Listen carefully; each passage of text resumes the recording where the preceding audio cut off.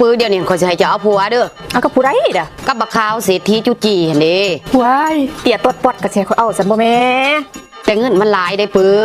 มันสิได้สำได้ว่าอันกระดาษคุดจุจีขายตายเซาอันนี้บ่ฮู้อีสังเบิดในแข้งจับประซักนี่มีแต่มันผู้เดียวได้คุดจุจีขายห่ะย่างไปนำทางเนาะเห็นกองขี้ข้วยมีแต่ของมันเบิดได้ห่ะจักเด้อคนบ่มักโอ้ยอยู่นำกันไปมันก็สิมักกันเองดอกเงินมันหลายได้